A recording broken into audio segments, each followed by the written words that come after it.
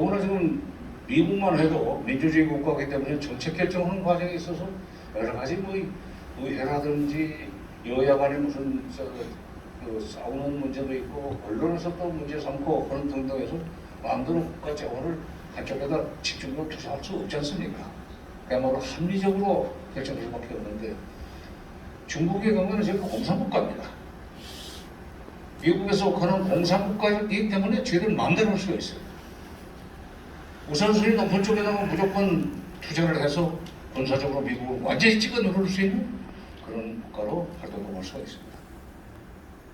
물론 미국의 군사력이라는 건 2차 대전 이후에 전 세계 지역에 흩어져 있으면서 투자를 많이 했던 관계로 총량 면에서는 미국의 군사력이 월등하게 높지만 거기다 유럽 쪽에 분산되어 있고 중동 쪽에 분산되어 있고 미국 대륙부는 별로 미국 대륙에는 별로 군사력이 없어요.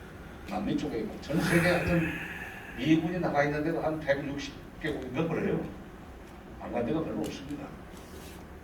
그런 정도로 분산되어 있다 보니까 상대적으로 동북아 지역에 배치되어 있는 미군력이 중국한테 딸리기 시작했습니다. 지금 미국이 혼자 힘으로는 중국을 견제할 수 없이 됐어요. 그러니까 동맹 타격을 시작한 겁니다.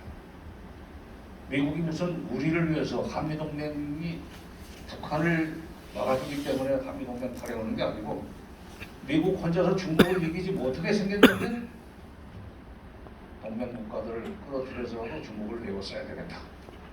일본은 말을 졌는데 한국은 중국과의 관계를 핑계대면서 일정한 정도 거리를 두고 있다. 이걸 끌어들이려고 그러는데 한국에서는 또 말을 잘 안 듣는다.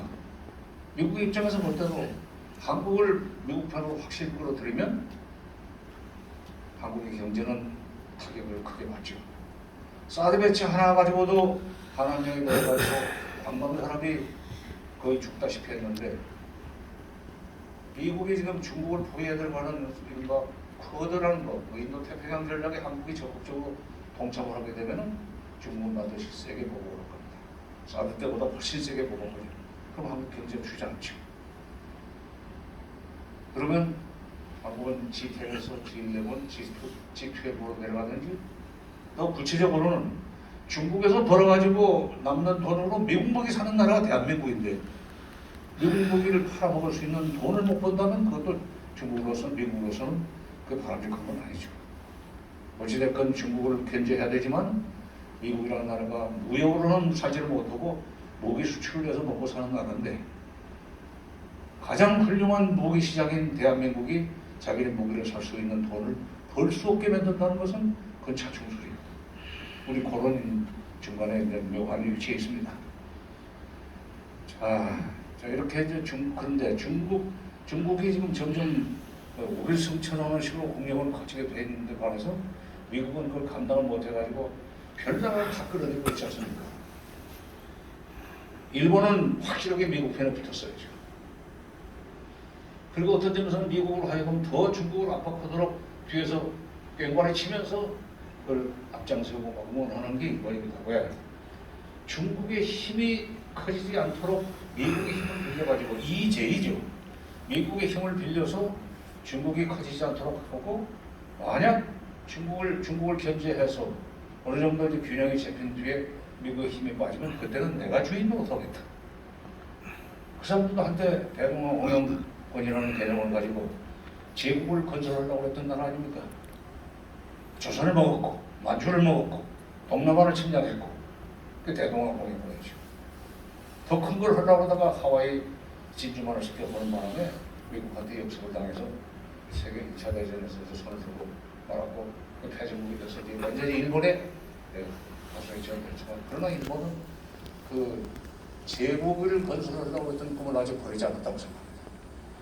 미국의 힘을 이용해서 동아시아에서 대국이 될 수 있는 중국을 견제하고 그리고 미국의 힘이 지쳐서 나가 자빠지면 그때는 제가 주인이 되려고 그런 야심을 가지고 있기 때문에 쿼드에 있어서 인도 태평양 전략에 있어서 가장 적극적입니다.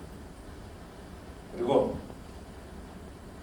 그 사람들 지리지리하는 게 남북관계가 얼마나 평화적인 관계로 발전합니다.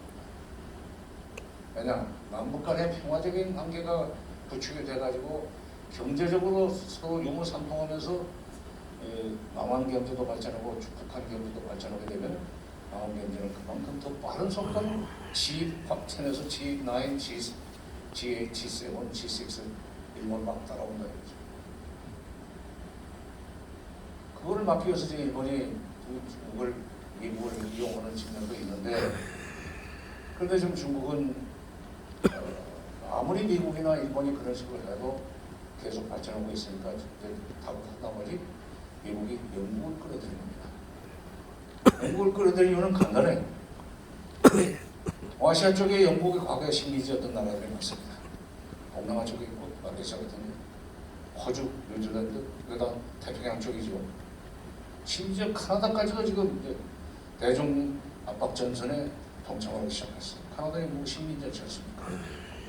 영국 그 자체는 중국이 인도양이나 태평양으로 나오는 것을 막아야만 자기네들의 권위가 유지가 되고 영향력이 그 유지가 되는 건 아님에도 불구하고 미국과 영국의 그 어떻게 보면 같은 앵글로색슨이라고 하는 점에서 백인종이라고 같은 입장이기 때문에 황인종인 중국을 찍어누르기 위해서 자기들이 해줄 수 있고, 그리고 영국이 들어오면은 카나다에서부터 시작해서 뉴질랜드, 오스트랄리아, 말레이시아 이런 동남아 과거에 영국의 식민지였던 나라들이 전부 다 미국 편을 들게 되겠다고 하는 계산으로 미국은 영국을 끌어들였습니다. 이런 식으로 지금 판이 벌어지고 있는데 우리는 그럼 어떻게 해결을 해야 되느냐? 미국 편에 따라가면 안 됩니다.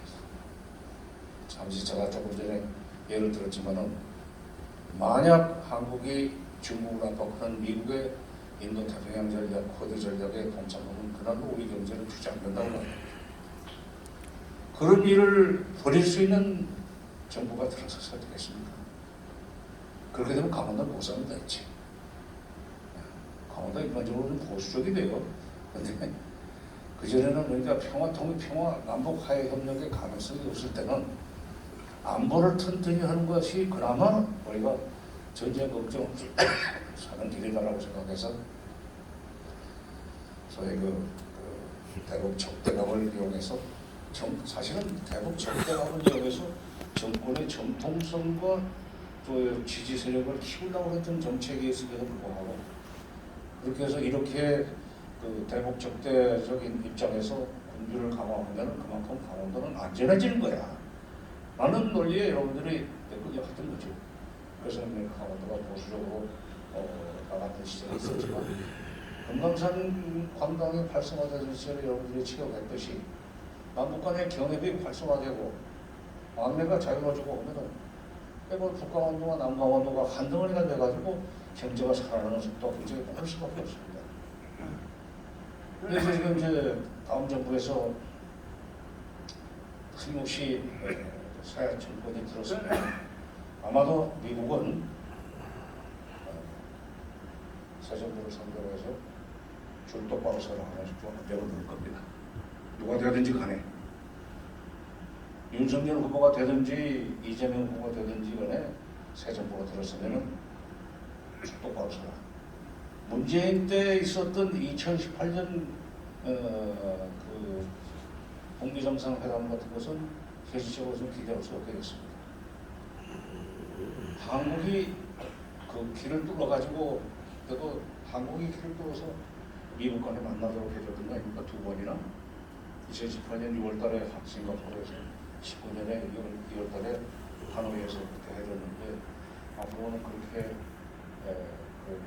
북미 간의 다리를 도와줄 수 없는 것이 미중 경쟁 관계가 심화되면서 미국으로서는 한반도 같은 데서 저희 평화를 지향하는 그런 식으로 해가지고 미국의 대중 압박 전선이 바람이 빠지는 것을 원하지 않는다, 원리상. 그러면서 이제 줄 똑바로 서라고 이제 할 텐데, 그때 만약 새 정부가 미국 편에 뭐 가치가 어떻고 동맹이 어떻고 보면서 미국 쪽에 붙는 날이면은 한국 경제는 주지 않는다고 봐야 됩니다. 중국이 가만 안 했죠. 사드 배치 그 미국이 그 결정을 지르지 우리가 놓아달라고 해서 놓아주는 건 아니에요. 거기 전임 그 브룩스 그 주한미군 사령관이 한반도의 사드는 성주에 있는 걸로 충분하다. 더 이상 갖다 놓을 필요가 없다는 얘기를 했는데 윤 후보는 그런 뉴스를 안 봐서 그런지 사드 배치 우리가 요구하면은 갖다 놓을 것처럼 얘기했는데 절대로 그런 거 아닙니다. 왜냐하면 사드라는 것 자체가 효율성 대해서는 떨어져요. 명령률이 4분의 1입니다. 중국 쪽에서 그러니까 북한에서 날아오는 핵미사일을 막으려고 갖다 놓은 게 아닙니다, 여러분. 고고도로 날아오면서 이제 미국 쪽으로 날아오는 ICBM을 중간에 여기서 맞춰가지고 떨어뜨리고 그랬다는 거예요. 그야말로 고공으로 날아오는 화살을 쏘아서 떨어뜨리는 것만큼이나 명중률이 낮은 게 소위 고고도 미사일 방어망입니다. 사드라는 겁니다. 미국에서도 그러니까 모든 것이 그 사드 하나 가지고 중국이 미국을 겨냥해서 쏘는 ICBM을 떨어뜨릴 수 있는 것처럼 처음에는 큰 소리를 치면서 여기저기 설치를 했지만 실제로 시뮬레이션 해보니까 25%가 된다. 하나를 떨어뜨려서 4발을 써야 되는데 4발 중에 하나가 맞아줘야만 되지만 그것도 빗나갈 수 있다. 그래서 그것이 특별히 답이 아니라는 것이 내부적으로 내려진 결론이에요. 그러니까 그걸 갖다 놔가지고 또 갖다 놓을 때도 없지만은 갖다 놔가지고 우리가 중국으로부터 보고가 당할 일이 없는데 그게 북한용이 아니라는 것을 몰라서 그래요. 사드 배치했을 때 지금까지도 북한은 사드에 대해서 이런 당부 언급이 없습니다. 기술적으로 자기네들을 그 사드가 자기네들을 개량치 아니라는 걸 너무나 잘 아니까.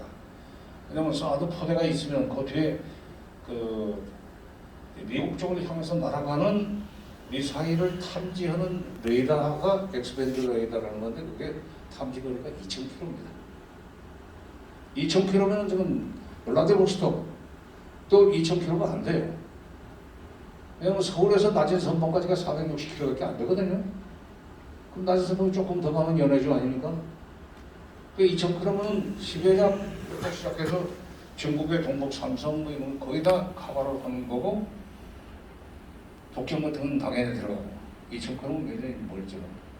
서울 시내주에서 서울이 직선거리 400km고 그 다음에 서울에서 부산까지가 직선거리 400km니까 이렇게 되면은 800km고 저 낮은 선봉에서 목포까지가 1178km인가 그렇대요.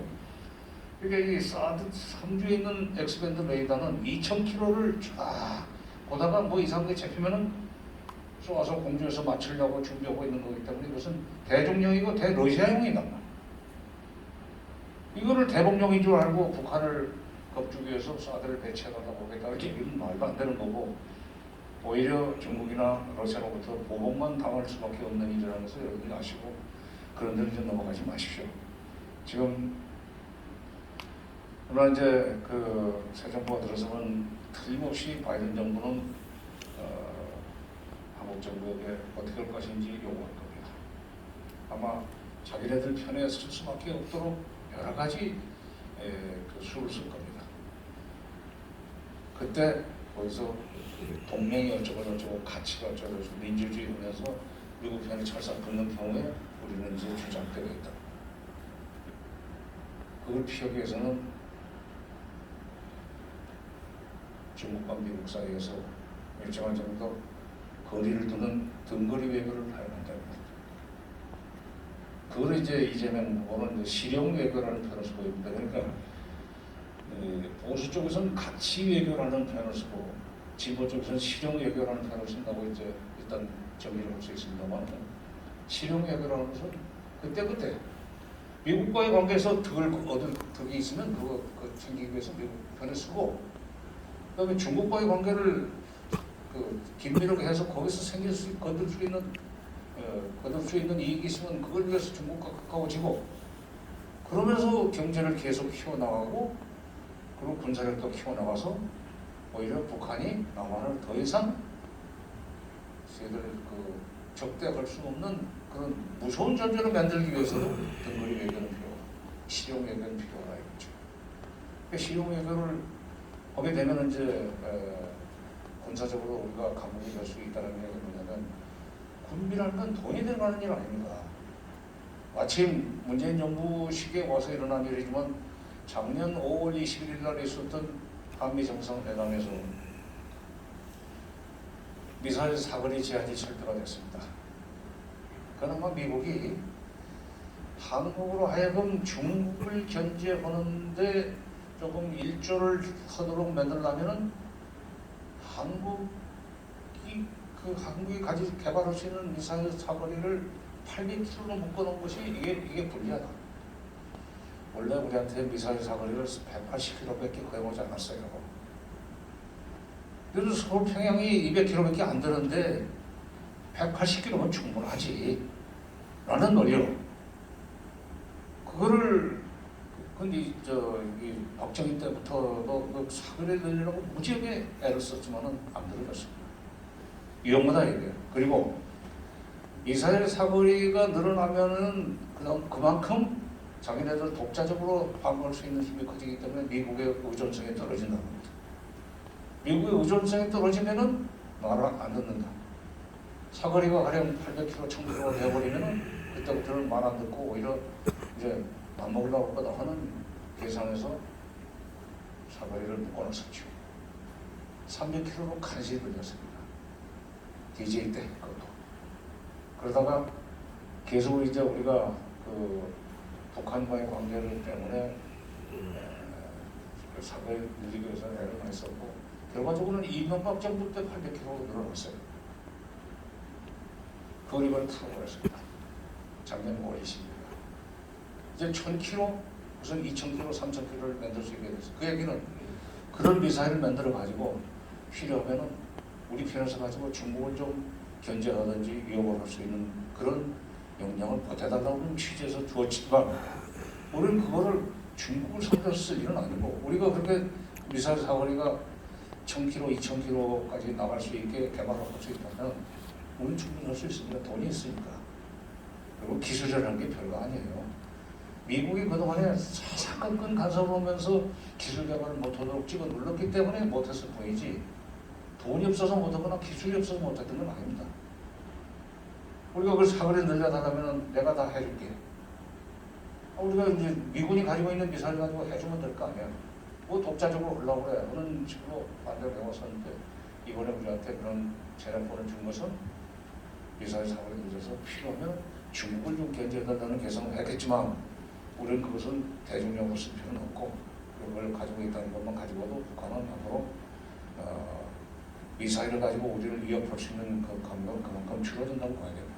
그건 그렇게 활용하면 되는 거고 그 다음에 이제 저는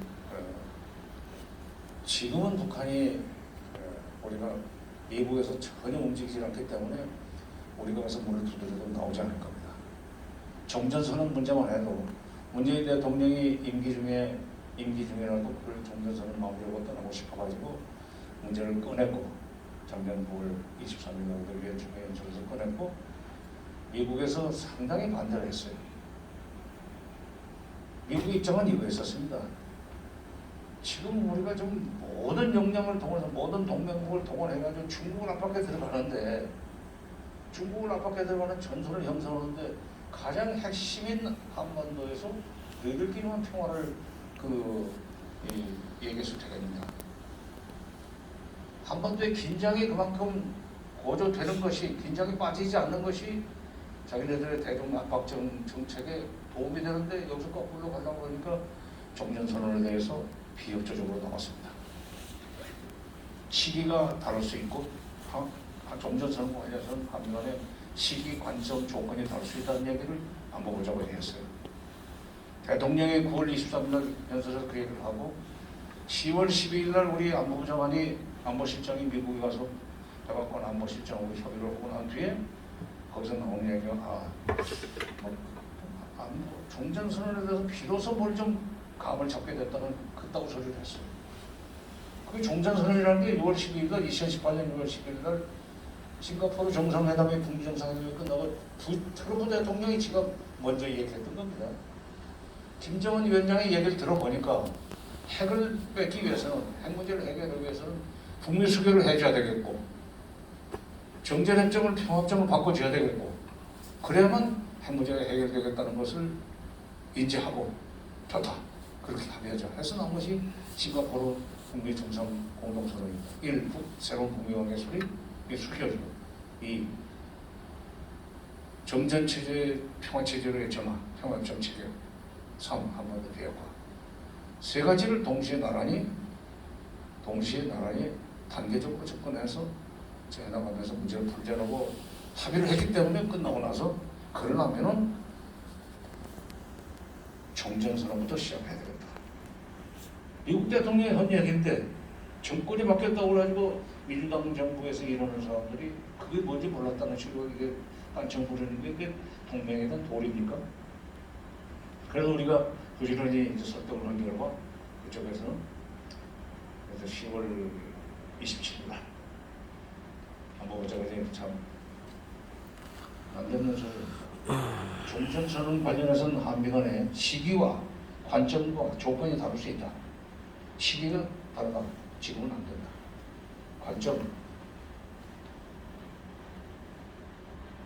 이게 종전선언이라는 입구로 들어가서 비핵화로 나가자고 그러는데 우리는 그 사람들은 비핵화가 돼야만 종전선언을 할 수 있는 거 아니야? 그래서 거꾸로 지금 문제입니다.